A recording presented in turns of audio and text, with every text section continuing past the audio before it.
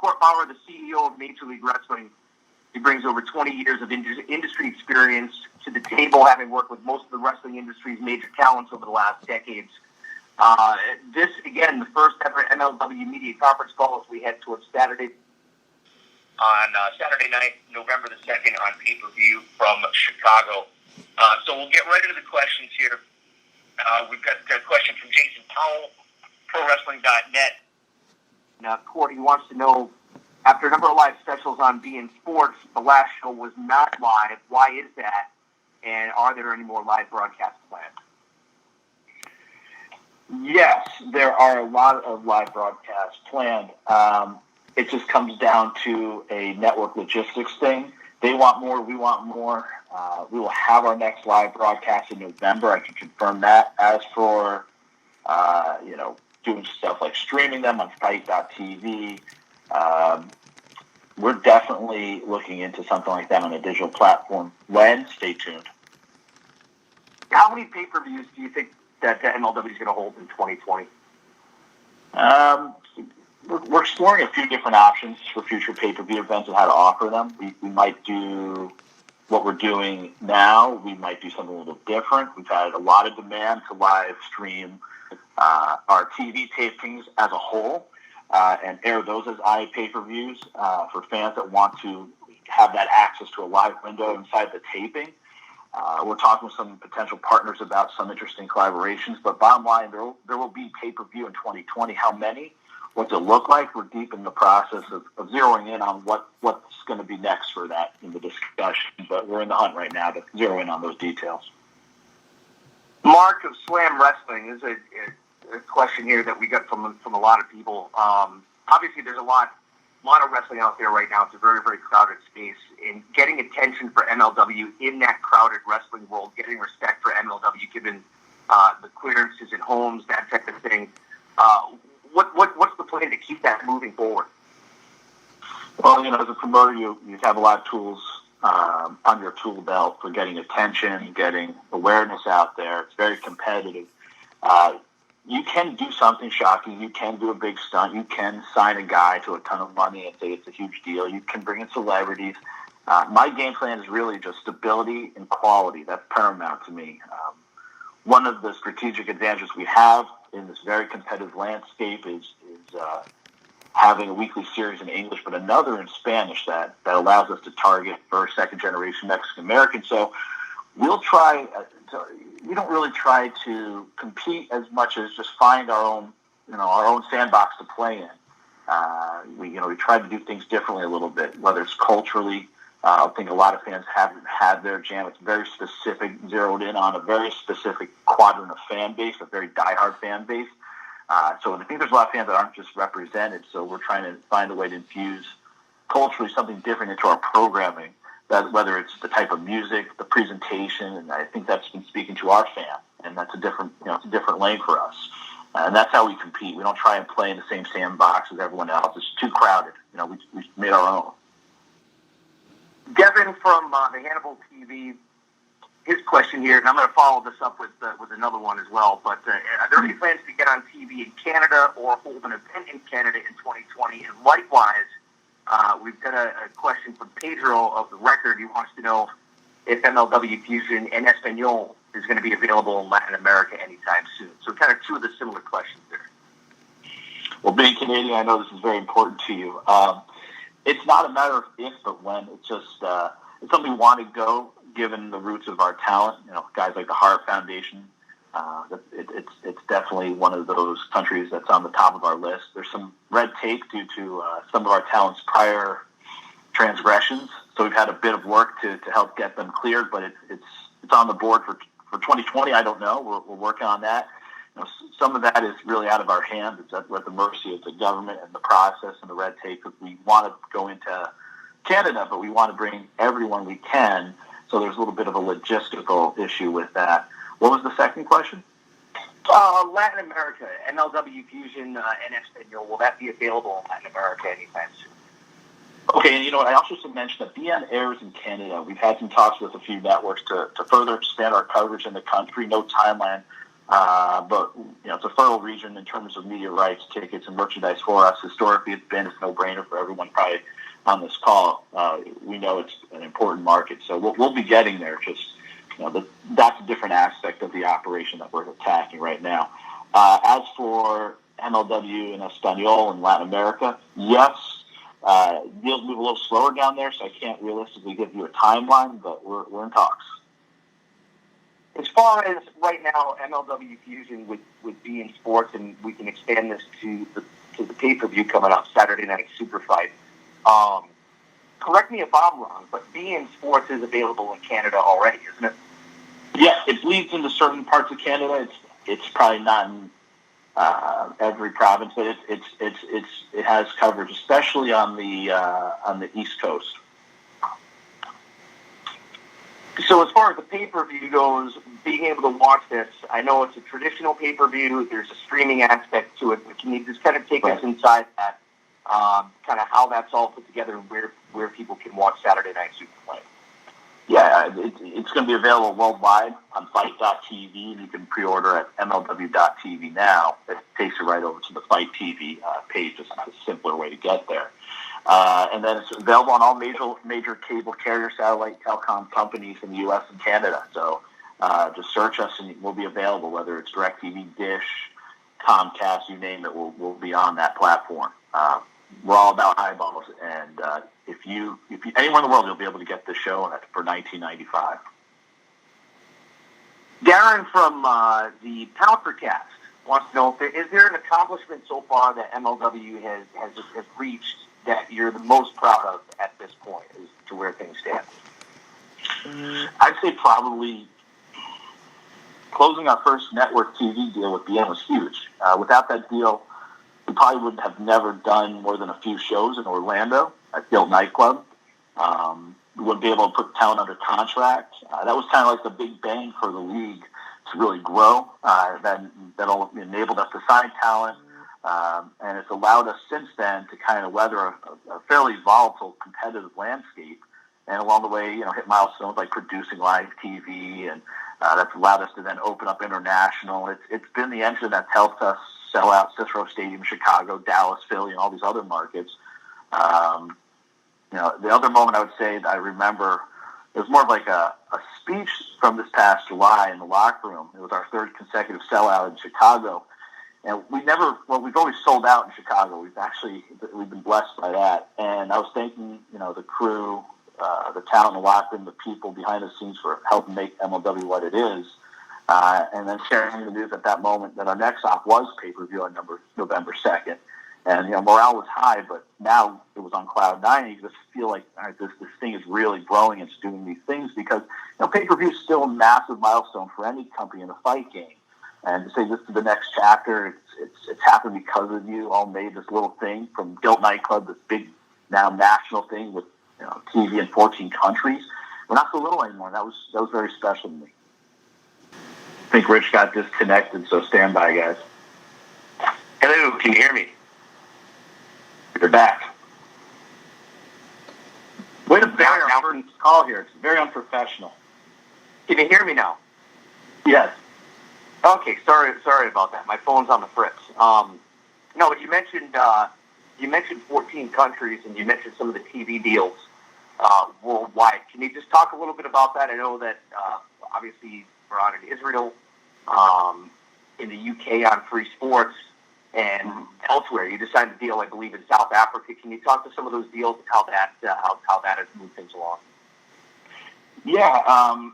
That's part of the next phase we're in now is growing internationally, growing our global footprint. And we're now in 14 countries and growing. So we're going out to Sportel. We're going out to MIPCOM in October and shopping MLW to over 10,000 people in television around the world. Content is king, and that is a big part of success and fuel that has allowed MLW to thrive and be a stable property. We're in 9 countries alone in Africa, thanks to our deal with Star Times. Star Times is a huge media company out of Asia, and we're going to be announcing some more deals soon. I don't want to get ahead of ourselves, but our plan is to get this in as many countries as possible. I mean, it comes down to any promotion at any point in time to eyeballs and content deals, now more than ever, and that's really the play here. How has the deal gone with ITV? Not with ITV. I'm sorry, with Free Sports in the UK. Is that an emerging market? Is that something that you see growing and potentially a tour, doing dates over in the UK? Yeah, it's possible. We've had a few people come to us, a few companies come to us looking to do those things. If the deal's right, we'll do it. If it's not, we're not going to do it. Right now I just got the numbers for the last week, and MLW beat one of WWE's TV shows for the week. So that blew my mind. It was by maybe 1,000 or 2,000, but it's a win, and that's a huge triumph to me for this company that doesn't have this massive empire behind it to be able to make that kind of impression, and just tells you the appetite in the UK, in Ireland, for pro wrestling. It's always been there, but now they're really enjoying having MLW and other companies to select from. Adam from Otherworldly Culture sent this question in, and we've got other similar questions as well, but the strategic partnerships with groups like Crash, Pro Wrestling Noah, how has that helped MLW grow? It definitely has 100% helped us grow. It has grown our profile in Mexico and in Japan. Strategically, we want to kind of craft a game plan to create an inroad for media rights deals in these countries. These are key countries for us. And the first step in the country is building your profile for the fans, for the media industry. They need to become aware of the league. From a programming point of view, for MLW to extend access to Noah and soon Lucha from the Crash on MLW programming, that adds a new dimension to the league's presentation, but also for fans and how we showcase our rivalries. We can now have connective tissue from a matchmaking and creative point of view in different promotions around the world. And so that programming we give you, it's not just from the U.S. We injected a match or two of Hammerstone from Japan recently on the show, and just gives it a different complexion, and I like that. It feels very global in scope. And then, from the wrestler perspective, it's benefited them, by working in a different system and being showcased in a different positive manner, being able to get that many dates and expand on their schedule. That's very helpful for them. Hammerstone spent a month over there and just came back. And during that time, yes, the opportunity to work there is great, but just to be in there with that caliber of talent allows them to level up and be at a different level mechanically as a wrestler. So to be able to offer that to our athletes gives them, I think, extraordinary appeal, or gives us extraordinary appeal when recruiting as well. When we can say, hey, MLW can put you in X amount of millions of homes on national TV here in the U.S. and Canada and Puerto Rico. We're also on these different countries. However, we can also give you dates potentially through our sister promotions. Strategically, that's a great opportunity for us. A number of questions as well that obviously are curious about contracts and different partnership deals. Jason Powell, ProWrestling.net, says you've got some talent under contract, but also have deals with AEW. If both companies have a show on the same night, do you have first option on those with mutual deals?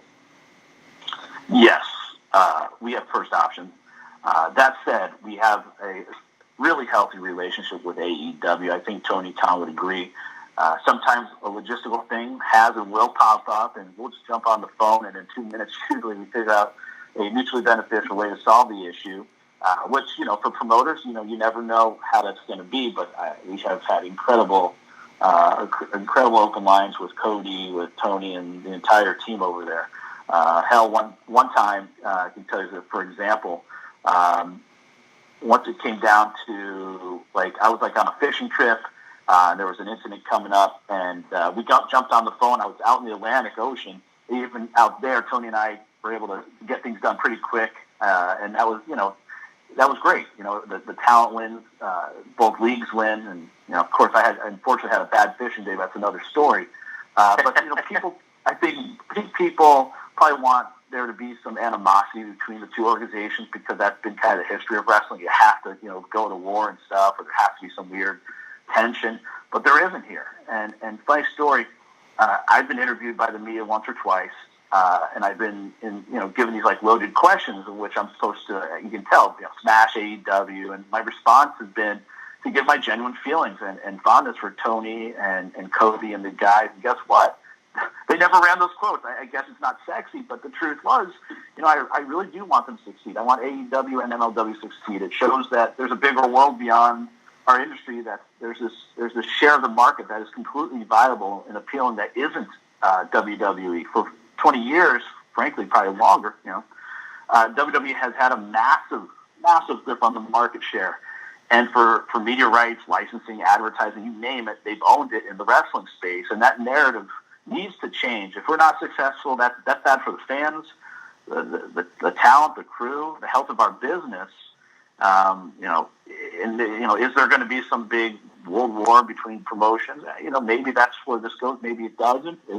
Are there strategic alliances? Maybe there are. Maybe there aren't. And I know the fans will enjoy that. So will the media and maybe some companies. But I really gotta say, Tony's a great guy. I generally like him. I like Cody and all those guys. So right now, it's been great. Gary Cassidy, from a couple different places here, Sportskeeda and Dropkick Discussions, he sent in this question. This is maybe a little juicy here for you guys. The question says, recently MJF said that he's allowed to compete both in MLW and elsewhere because, quote, Court Bauer knows where his bread is buttered, unquote. What do you have to say about that and MJF's role in MLW? Well, he's actually seen me eat, so to be 22 again. And please, no one Google what I was saying at 22 when I first promoted MLW. You often shoot before you aim and realize, I just shot a bigger predator in the woods, and now it's coming for me and whack. But no, MJF on the mic and in the ring has incredible instincts. He's a bit of Buddy Rogers and Eddie Gilbert and Candido and Blanchard. Anyone can see this guy is money. What we don't see yet is this guy one day, trust me on this one day he's going to be a hell of a booker. Mark my words. What can MLW offer to aspiring wrestling talent looking for a place to shine that some of the other places can't right now? And that comes from Steve of Angry Marks. Yeah, it's a MLW.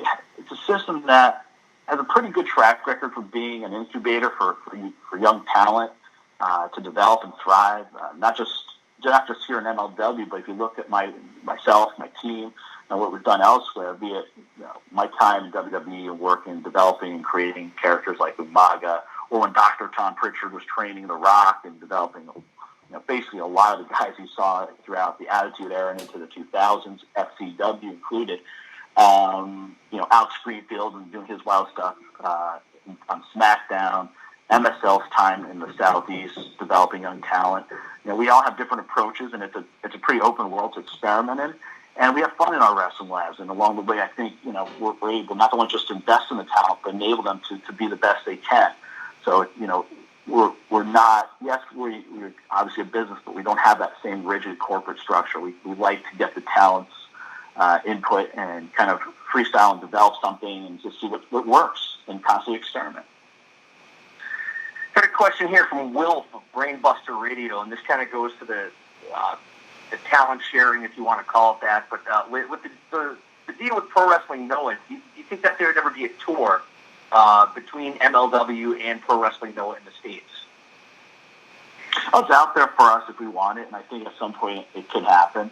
The bottom line for me is, one, timing. Two, if I can find a way to mesh that with what I'm doing from a matchmaking point of view, so it's just not a novelty, hey, we're coming to town, we're doing it with Noah. To me, it has to go beyond that creatively. And a lot of promoters have a tendency, I think, and it's a mistake, to just shoehorn in an event and, hey, we're doing something together, and it doesn't feel like it's really something beyond just a one-off tempo, and then they leave, and it's like, well, okay, that happened, and it feels a little bit creatively diminished in terms of the presentation. It feels abrupt. It doesn't, I don't think, in the long term enrich the product or long-term goals. So it's got to complement the game plan for me, and I think it can. It's just the conditions must be right, though. So it's kind of like, it's out there for us. We'll see what happens, and if it makes sense and it's a good thing timing-wise, sure. I'm going to bring it back around to the upcoming pay-per-view in a second, but next week we will be in Tijuana, in Mexico. This Saturday, yeah. Next Saturday in Tijuana, the Crash and MLW teamed up. Can you kind of just tell us a little bit about how that came together and kind of what the what the plans are? Is this, a full Crash show? Kind of how's that working? Yeah, well, it's going to be a historic night for us. We're delighted to co-promote our first show in Mexico with the Crash. Nacho and his team are fantastic. We hope to have possibly as many as 5,000 fans in Tijuana, which would shatter all of our records. While on the topic of Mexico, I want to take a moment to send my wishes to Mance Warner. Mance suffered a collapsed lung over the weekend on Saturday night, and he's on the injured list effective immediately. There's no timeline on his return, but we hope to have one soon. He's a tough dude, and he'll be missed in Mexico. He was originally going to be in a tag match with Savio Vega versus Damian Safe and Jimmy Havoc, and that will most likely be turning into a triangle match between the three instead. Those things come up. We just want Vance to be healthy again, so we're taking that step by step. As for the card, it's a great card. We started to have conversations with the Crash this spring, and I really was impressed by just how they use not only great lucha talent, but talent from around the world, England, the States. And so it just felt like a good fit for us. And I've worked with other companies in Mexico, and this one just felt like a really good fit for where MLW was today and where we're going to go tomorrow. And in fact, around 2015, I almost did some stuff with Crash before MLW when Conan was involved with the Crash, and they were looking to do a TV series, but ultimately I didn't get really. Where are we? Where's MLW with the women's division, and what can you tell us? What can we expect coming forward? Is there anything on the horizon, or what? Yeah, we are in the works on that right now. Actually, cross my desk as a contract to look at. We're tracking to bring the women's division online by the fourth quarter if we can close a few of these deals. I don't want to give you a specific date, but it's coming. It's coming into focus right now. As for what to expect, an emphasis on athleticism, fighting spirit. These are fighting athletes, and to me, it's really important that they're positioned as such. I mean, that to me really is important with this, because I think a lot of time that aspect of the presentation doesn't happen. It's important to me. I think our goal with the division is to we want it to feel global in scale and in competition. You won't see us packaging women in this glossy Kardashian way. I'm inspired by athletes who have transcended the sport or sports in general, be it like a Serena Williams, Hope Solo or FloJo. Not to date myself, but it's that kind of presentation that I want. It's important, I think, how we differentiate ourselves from other women's divisions. I think it's important to showcase the journey of a female athlete, and it's a distinctly different one from what else is out there. This has been a historically predominantly male-dominated sport over the last 130 plus years. Yet women have from Japan to Mexico and America have authored some of the most cutting-edge matches, and my mission is to show that to the world, to be able to show a new generation of women doing that, and to do it through a prism of sport. Turn our attention to the pay-per-view, and specifically, this is a question that I'm actually curious about. Who is my broadcast partner coming up to the pay-per-view on November the 2nd? Oh, so you just sent in that question yourself? No, yeah, I did. Well, you're assuming you're going to be part of the team right now. That is true. We have not No airline tickets have been booked. No, we haven't made our full assignments yet, but Rich, you can breathe easier, or maybe harder, knowing that you will be one of the commentators for our historic night out there in Chicago, November 2nd. I also want to welcome AJ Kirsch officially to the MLW broadcast team. We're deepening our bench as we continue to grow. We're going to be doing a lot more in terms of programming, and we just need more depth, between scheduling and just what we want to do for different projects. I have Rich, who's been phenomenal, day one guy, and Rich, I can't say enough about you. And early on in the MLW days, we do these insane 36-hour-long post-production edits in Orlando. And he'd be right there with us in these late nights. And, weary-eyed, bloodshot, just trying to get through and edit to make the best product available to everyone. And so, Rich, it's been such an honor to work with you, have you a part of this. You are, a big part of the broadcast team. And so you're kind of anchoring this thing, no matter who your dancing partner is. And so whether it's going to be Tony Schiavone in the future or AJ Kirsch, we have a nice little opportunity to just present different guys. Tony's call is totally different than an AJ Kirsch's call and a Rich Bocchini call. And it's nice to have that variety now. As you grow, you need more flexibility. And this way you'll hear Tony, you'll hear Rich, you'll hear AJ moving forward, which is going to be fun. We've got a couple questions about Cornette. Obviously, a very controversial figure. I enjoyed working with him. What's the story on Jim's future? Did you enjoy driving with Jim Cornette? I actually did, believe it or not. I actually did enjoy riding. Probably the best podcast that never will air. Exactly. Jim came into pinch hit for a certain amount of dates when Tony could not make a few dates due to his commitments that were carved out in his contract. And Jim fulfilled his last date with us July 6th. So as of right now, we don't have any future dates with Jim. But he's always a wild card, right?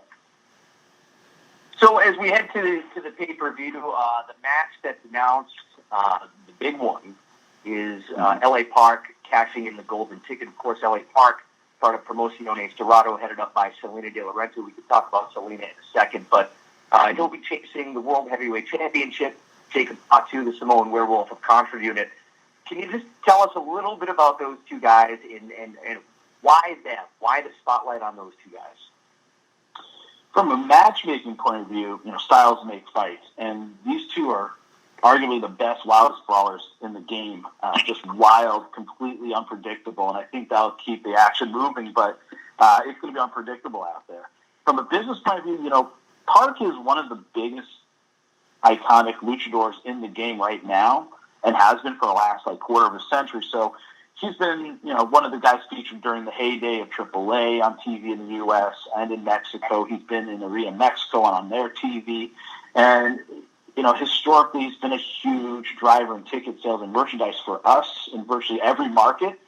But also, his matches always tend to spike really high in the ratings on our MLW and Espanol weekly series. So, he checks off a lot of boxes as a challenger, and, he's had a hell of a run so far. In fact, he's undefeated in singles competition. So this is a real battle of the monsters, and I like building those kind of attractions. You don't do them all the time, but when you do them, they really should feel like King Kong versus Godzilla. People forget that in many markets, LA Park is a super baby face for us, to the point where if you watch our products, you'll see fans throwing money in the ring, offering him the Mexican flag, wearing his mask, wearing LA Park T-shirts. And he's an icon. And so November 2nd, it's a totally different play, because I think people think, you're going head-to-head with the Canelo fight on DAZN. Well, the issue there is DAZN is not converting the Canelo fight fan to a DAZN subscriber. I mean, that's one of the biggest stories about DAZN right now. It's like, if you look at what the Canelo fights were doing on pay-per-view versus what DAZN's doing in terms of subscribers, it's not even close. So if an observer says this is a concerning scenario, I would counter with, Canelo isn't doing the business behind the DAZN subscription wall he once was on pay-per-view. And two, like with something like UFC on ESPN, the deal there is pay-per-view companies right now are thriving, and they're giving me a lot of ad dollars for this show. Pay-per-view needs MLW to be successful. They need to counter-program DAZN. They need to counter-program ESPN+. And there's a lot of energy surrounding that weekend, but for the pay-per-view companies, the game plan is they want to be about their business, not DAZN, not ESPN Pluses of the world, and I think that'll strongly benefit us. Just the ad dollars alone, if we do zero pay-per-view buys, which I hope we don't, but that will just give so much exposure, so many people awareness about MLW, that we exist, and this is what we're about. And more people will discover us because of that marketing push by the pay-per-view companies. And LA Park being an institution in Mexico will perhaps hook them into buying the show as he challenges for the title, because, a subscription to DAZN is $19.95 or something like that. A pay-per-view is $19.95. And then, of course, UFC's, $64 or something, with, factoring in the ESPN Plus subscription. So, I think we're in the hunt. And again, I think now more than ever, when it comes to MMA, there's less and less of a crossover than there was maybe 10, 15 years ago. When I spent my time in MMA, I could see it starting to dial down. It wasn't what it once was. Like MMA fans are MMA fans and some crossover, but it's far less than it was in like 05, 06, 07. Can you talk about Selena De La Renta a little bit? She has been a breakout star as the head of Promociones Dorado. She's involved in every major storyline pretty much that's happening. She's and she's at 22 years old. She's really done a lot to step up and try to learn as much of the behind the scenes stuff. Can you just tell us about where she is right now as a star and where where you see her star going? The first talent I ever signed in Major League Wrestling was Selena De La Renta, and there's a reason why. She has it. She is a prodigy. Just you tell her something once, you don't have to tell her again. Great instincts. She has a real desire, a real appetite, and she can execute. So, she has the passion, she has the talent to back it up. And when you realize she's only 22, you realize, oh my God, what's she going to be like when she's 25, 26? So there's been a few contracts we've restructured to get more years on them and reward them more for their work and their performance and their commitment to us. Selena's been one of those. And there's definitely others. And, we're very proud of her. She not only is on air as Selena De La Renta, but behind the scenes has a pivotal role in the company, as well as making history as the first Spanish female announcer to call weekly pro wrestling. She does that for our MLW in Espanol series on BN in Espanol every Monday. So she does take a very hands-on role. We do have her involved in the production of her episodes, where she's the exec producer. She does have her touch to those episodes. And so, we like to empower young, ambitious, talented people, and she's one of many. Who else in the company do you see as potentially being the face of MLW? Right now, you could argue that it's Fatu, you could argue that it's LA Park, but who else in that lineup do you see as being the guy or the girl, perhaps, that you're going to lean on going forward? I think you could have definitely made a case for Selena over the last year. She's probably had more TV time, had more of a focus than probably many. But in general, I don't like to single out anyone. I believe more in an approach where it's more of an ensemble. I think it's a dangerous proposition just to have one guy be your guy.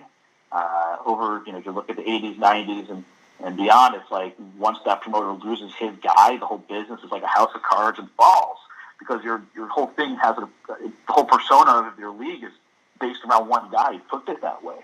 So I do more of that ensemble approach. So I have what I call the Fusion 5 instead, and it's kind of sometimes you rotate a guy in or out, but more or less it's about 5 people that I focus on. Question here from Steve from SoCal Uncensored. It had been mentioned before in February 2020 that MLW would be headed to Los Angeles for Super Fight 2. The change to Philadelphia. Is there a reason for that change? I know things, it's wrestling. Things change at the last moment. But is there a plan at some point to invade Los Angeles or invade the West Coast? It was an arena routing issue, but we're in talks. In fact, I have a contract for a date here on my desk, so we're deep in talks to enter the LA market. As for promoting an event on the West Coast, dude, we're co-promoting a show in Tijuana this Saturday, just south of San Diego. So technically, we're there, and we have a game plan to expand on the other side of the border as well. I can't give a specific date, but we have a venue, and it's now it's a matter of just figuring out when in our schedule for 2020 we're going to get it in there. I just wanted to mention the pay-per-view one more time. So November the 2nd, it's available on Fight TV, which is a streaming option. It's available on regular pay-per-view, just regular over-the-air, direct TV, your cable provider, that type of thing. Is there anything I'm missing as far as places where you can watch, like PlayStation View? Is the pay-per-view available there as well? No, right now the only way to get it digitally is going to be Fight.tv.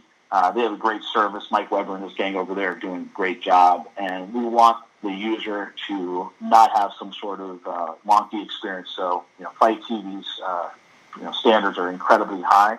So I recommend everyone just if you want to do it streaming anywhere in the U.S., anywhere worldwide, go to Fight TV. And they have an app for Roku and I believe Apple TV. Google Play and get it on your phone even. So I would highly recommend getting the Fight TV app if you want to stream it.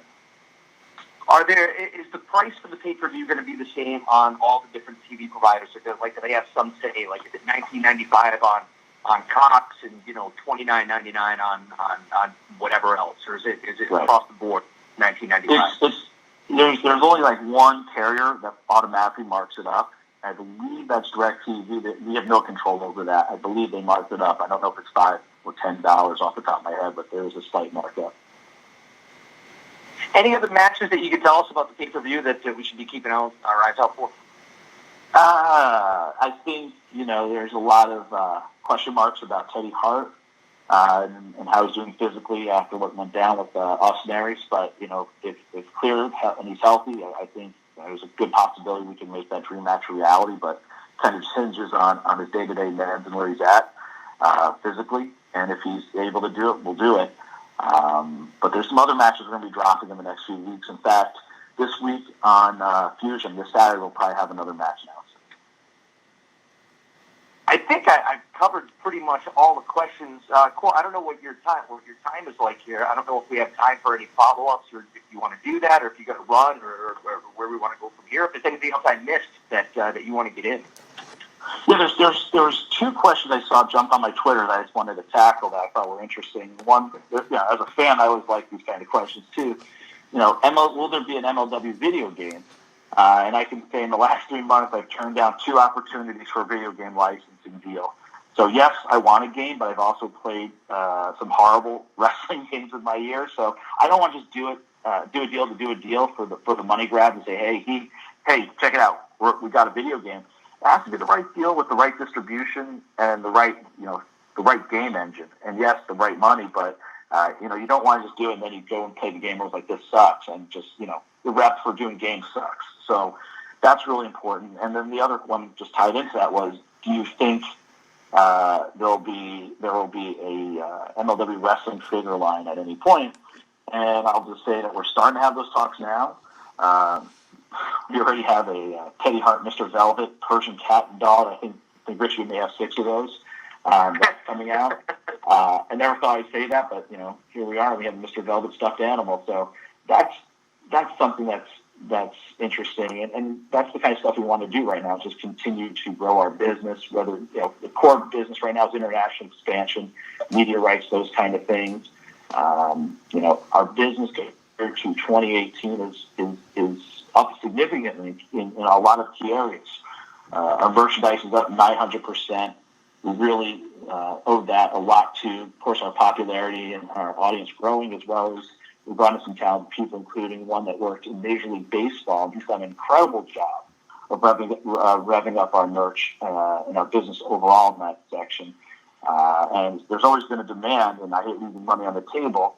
And now in 2019, we're not doing that. We're really expanded our offerings both at MLWshop.com as well as at the events. We have a lot of event-exclusive items you can only get at our events. And our business, even at the arena level, has been up significantly. We've sold out to date 87.5% of our events.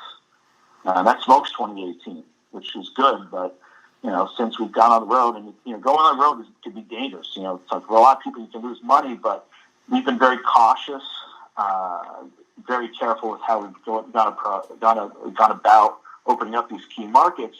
And we've seen big growth in attendance and in volume. I mean, Philly ticket sales went on sale this morning for our February return, and they're doing great. So that, media rights, growing internationally, these are all things that, are good indications of the health of our business.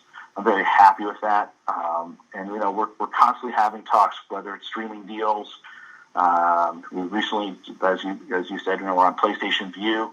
We're constantly having talks, and that's a big part of what we're doing right now. And our success stories is, of course, it's going to be on streaming a bit, and that's the next frontier for us. So that's a major priority with the league and our programming offerings. And so we want to be able to offer MLW, whether it's Fusion or other programming, to as many people as possible, digitally, traditionally, on cable broadcast as possible.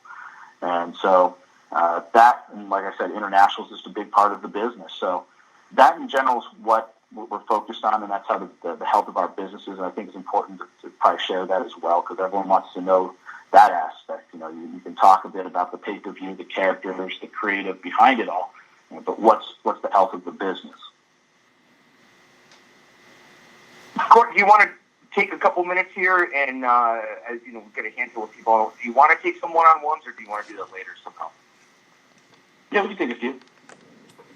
All right. If there's anything that we didn't touch on, just feel free to unmute your phone. Just please say who you are and fire away with a question. Don't all talk at once. Q&A session has started. To ask your question, please press *6. Question for Court. If you'd like to ask a question, please press 1 to add yourself to your request has been received. To remove yourself from the queue, press *6.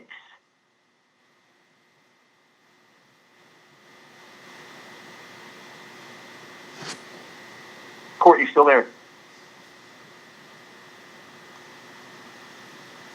Q&A session is over.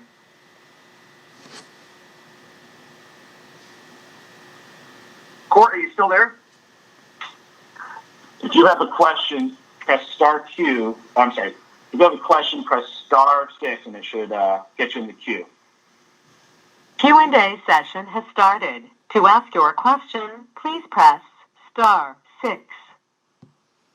If you'd like to ask a question, please press 1 to add yourself to the queue. Otherwise, your request has been received. To remove yourself from the queue, press *6. Court, I seem to have lost you. Can you hear me?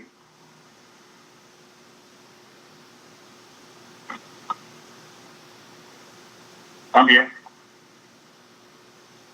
You can hear me? Yep, I think we have our first question. I have the first question. What time does the pay-per-view start on November the 2nd? 8 p.m., we possibly might have a pre-show that's live. We'll have that worked out soon. So it'll be 8 p.m. Eastern on November the 2nd. Okay? I don't know. Does anybody else have questions? Or I lost you there for a second. I couldn't hear you, so I'm not sure where we're at. Hi, this is Tom O'Donnell from the Catch, Hook, and Shoot podcast. If I could just go back to, you were talking about having a good relationship with AEW as far as mutually contracted wrestlers. Is there any potential down the line for any kind of crossover? For example, like possibly seeing Holiday and Hammerstone backing up MJF and AEW or anything like that? We haven't really gotten into that depth of conversation. They're launching their TV series, and we're expanding our TV. So we really haven't gone beyond some key items. So haven't had those discussions yet. Okay, thank you. You may now ask your question. Anybody else? Hi, this is Bill Pritchard from WrestleZone.com. Hey, Bill. Hey, how are you? So I wanted to ask, originally you had scheduled a Philadelphia date for June 1st. It got pushed back to December, which now we're seeing with the 2020 date in February. And it was announced as a holiday show. Can you maybe get into the reasoning for the changes and if there's plans for any other holiday-themed show back on the schedule in another market? We just had, again, like an arena routing issue. So, we love Philly. We sold it out. Naturally wanted to get back there. It's just scheduling things and when we can open up those windows on our end, their end. And so we already have returns scheduled for later in 2020, so we should be more consistent in the market. As for a holiday-themed show, if it makes sense, sure. I can confirm that we will be doing a spin the wheel, make the deal in October, so stay tuned for that on Fusion. We'll be doing a Halloween special show. We'll be also probably doing a Thanksgiving-centered special, possibly Thanksgiving night. We're working out those details right now. All right, thank you. Muted. Thanks, Bill. Anybody else? Yep. This is Mark from the Blake and Sal Show podcast. I have a question. Down the road, is it possible that MLW will have its own Hall of Fame like other organizations have? I wish there could be a unified Hall of Fame. I think that would be great as for who would be selecting the entries. That's a whole different ballgame. But I think the idea of a universal or uniform Hall of Fame would probably be the best thing for everyone. There's a great Hall of Fame out west that I've heard great things about from Jerry Briscoe and Jim Ross. I think it's in Iowa, maybe, Rich? Waterloo, Iowa, yeah. Right. So, like, that's interesting to me. I don't really have an interest in hosting one myself because I think it's just, once a promotion does it, it gets to be weird. And, that it's probably over our capacity at this point to do it.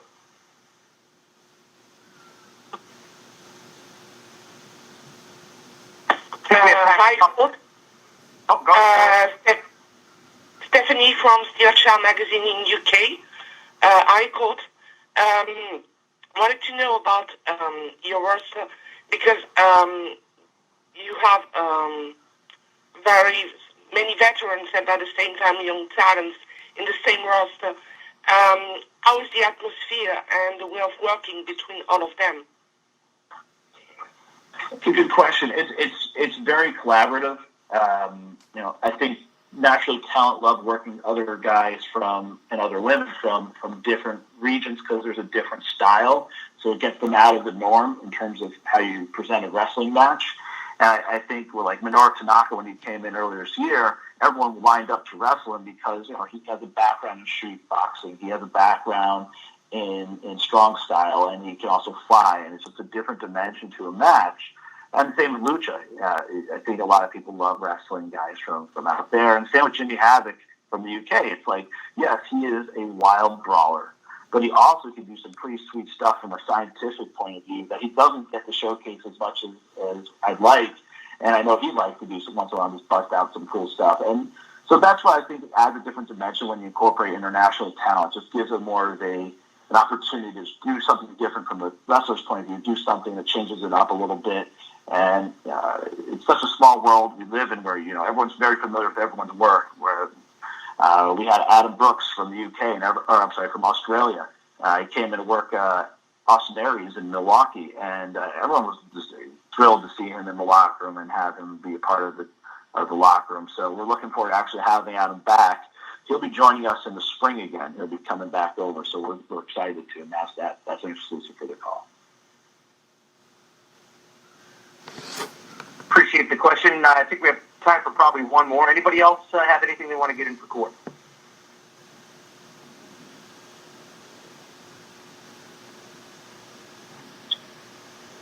Hi, it's Mark from the Blake and Sal Show again. Any plans on beefing up the tag team division? Yeah, I think right now we have some pretty decent depth, but we're always looking. You have the Von Erichs, you have Contra, you have Injustice, the Heart Foundation, which has like 1 million versions. The same goes for Contra, Gringo Loco, and Airwolf. But we're always looking for different guys to see what would fit and what would work. And I think there's going to be at least probably one act coming in soon that will continue to keep things cooking. Of course, we had a question here. They wanted to know about, this is Jason from ProWrestling.net. He was curious about Akira Kwan. Is he a full-time member of Contra Unit, or was he brought in more to kind of fill out the War Chamber match? He is. He's a full-time Contra member. Time for, time for one last question here, if anybody else has one. Hey, I'm here. It's Mike Johnson from PW Insider. How are you guys? Hey, Mike. What's up? I wanted to ask about the timing of the pay-per-view. What led to the decision to run early November, and how long were you looking at dates before you locked one in? Like, what was the ramp-up like before the official announcement was made? We were looking in the hunt probably since Philly, Super Fight, and last February we started thinking, no. We kind of set the table, and I think a lot of people thought that was a pay-per-view, not a free live special on BN. So when we saw that, maybe we should, check that out, see what we can do there. And that started the conversation. And then by late spring, we were pretty deep into, November was clear. We were given the okay by the pay-per-view companies that they weren't going to put any pay-per-view up against us from a boxing point of view. So we'd be bumped to the secondary pay-per-view channel, which would have been catastrophic. And then when they gave us their commitment and their ad dollars, that made it feel like, okay, we're going to jump in and do this. November for us felt it gave us enough of a runway without getting into the holidays to get this thing in for 2019. So that's kind of why we went with early November. And from the creative point of view, knowing that what we were tracking in late spring, that felt like a good time for everything to culminate, where we were going to take some of our bigger matches and be able to hit our mark on those for the pay-per-view. All right. Thank you so much. Let's do one more question. It's not quite 2 o'clock yet. Does anybody have any? Hi, it's Mark from the Blake and Sal Show podcast again. Do you have any scouts that are looking for more second and third generation pro wrestlers? No, it's not like we go out there and say, let's have all these legacy wrestlers come in. Just the way it kind of we ended up doing it for different reasons. Every instance was a different situation. When we brought in Teddy, it was a very short-term plan, and then within about a week, I was saying, hey, let's give this guy a shot. And Brian Pillman introduced along with Davey Boy, who was started with MLW when he was 18 in the early 2000s. And was crammed for a midterm. He was still in high school. He was a senior in high school at the time. So everything was different. Like the Von Erichs, I think a lot of people think that we signed them after the Vice special. We actually started talking with those guys around January of 2019, and just talking through things, and contracts took a while. And then just as we were about to announce it, we find out there's this Vice thing about to drop. I'm like, well, I guess we'll hold off. And then when we saw how that Vice special, The Last Von Erich, played out, and very emotional, and it kind of gives you a new hope. And knowing that the sons are now going to take up the mantle and be the next generation for the family, it kind of just worked out perfectly. So there's never been this real game plan and way to identify MLW as kind of like the place where all the talent converge from maybe second, third generation wrestling lineage. But that's just the way it kind of just happened to be.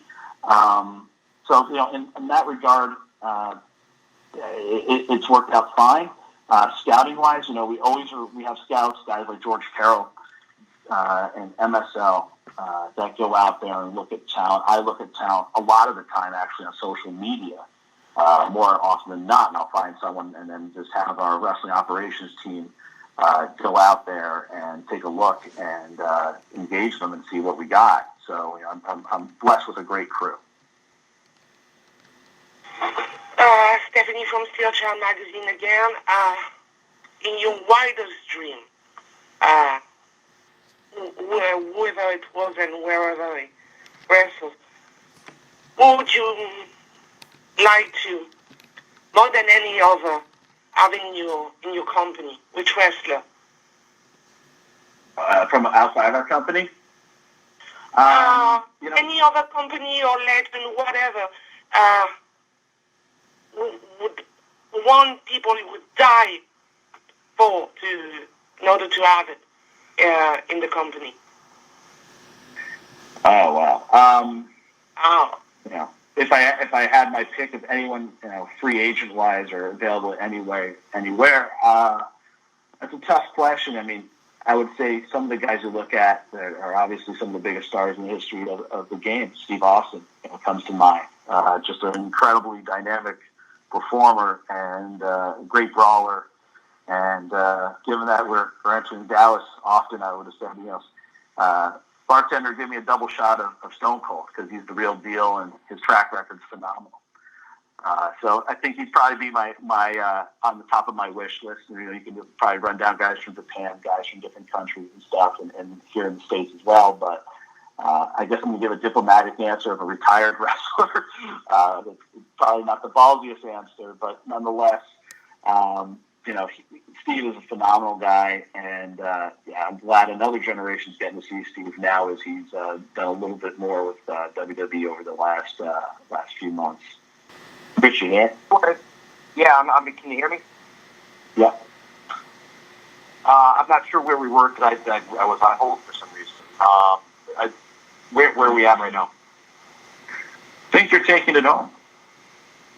All right, then. I guess that's it. Court, I don't know if you mentioned this or not, but obviously, if any of you guys are listening want one-on-ones with Court or myself for some reason, we can set that up. Obviously, if there's any talent that you guys want to talk to, just let us know, and we'll make sure that they're available for you.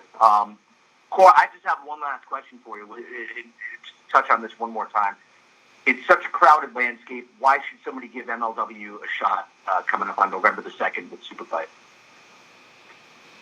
Wrestling right now is in a special place because there's so much to offer from everywhere. Everywhere you look, there's something out there. MLW is different. We showcase different styles, hence the fusion name from our series on BN. Culturally, there's no other product out there that celebrates hip-hop like us, be it Wale, Maybach Music, Spiff TV, and others contributing to the product. I think it's long overdue that has a focus, but also, MLW celebrates pro wrestling as a sport. Our goal is to be a product that fits within the realm of combat sport, but in a heightened pro wrestling reality. That's why some people say it feels a lot like a throwback. Sometimes people say it feels like ECW. Sometimes people say it feels like Mid-South or World Class or Georgia or Jim Crockett. We spend a lot of time in our wrestling labs experimenting every week and find different creatively fulfilling things. And you never know what the product's identity could look like. We just try to do something different. We don't go after the jaded fan. That jaded fan is not our fan. That fan is serviced by a ton of others in the marketplace. When you go to an MLW event, you see a lot of people on dates, first and second generation Mexican American families, cranking their air horn because they're experiencing a piece of the homeland and celebrating seeing luchadors main eventing and being properly featured. A lot of our fans used to watch and maybe fell out of the sport, and I call them the lost fan. They don't really, they haven't seen a product like this in a while, and our product, we can't afford to be that Disney-fied and glossy WWE product, and they do a great job of delivering that. Quite frankly, we couldn't and shouldn't do that. But our product, isn't the one that winks and tells you you're in on the joke. It's just something different, and it's a different fan base. And it feels like a sport. We try to have that heightened sense of reality. It doesn't really try to feel scripted. We don't have a creative team. We don't have writers. We don't give scripts. We collaborate with the talent. We want the talent to be part of that machine that gets their persona across and gets them over to the best of their ability. We're here to facilitate that. So we just try to do something a little different, and little by little, just grow that and be the little engine that could. And slowly but surely, we're becoming a bigger engine. 14 countries, growing and outperforming in places I never thought we would, like in the UK on TV, selling out every show we've ever done in Chicago. It's incredible. And I think the best is yet to come. And I think the next milestone for us is pay-per-view November 2nd and doing more live TV in 2020 and beyond. And so you're going to be seeing a lot more of MLW in the years to come, and it's been incredible to take this journey. I've never had such a creatively fulfilling journey like I have on this odyssey, and I never thought I'd be talked into doing the league, but I was by Wale and MSL back in Orlando in 2017. And, we couldn't be here and doing what we were doing without the fan support and incredible talent in our locker room. And the media coverage, when I originally was promoting in the early 2000s, the media wasn't what it is today. The coverage, the questions, the quality of the coverage, major media outlets covering MLW and pro wrestling as a whole. It's such a different landscape, and it's amazing to see that appetite. And so because of the media's coverage, there's more people aware of MLW. There's more interest because of MLW. You're taking our story and giving it out there to the masses. And we're looking forward to giving you more access to us. And so next week, for example, we're going to have Tom Lawler on. Tom is going to have a pretty big focus at Super Fight, as well as Orlando, November 9th, when he will wrestle Davey Boy. But you'll be finding out his Super Fight opponent soon. And as a former world champion and a guy that's been in the Octagon, really interesting guy, very insightful. And we're looking forward to having him on next Monday as our next guest. But in the meantime, I'd encourage you all to probably grab some caffeine, because you guys are in for a wild ride in the sport this fall. Between everything going on in the world of wrestling, you guys are in for at least an abundance of different stories to cover. And I thank you for considering MLW as one of those stories.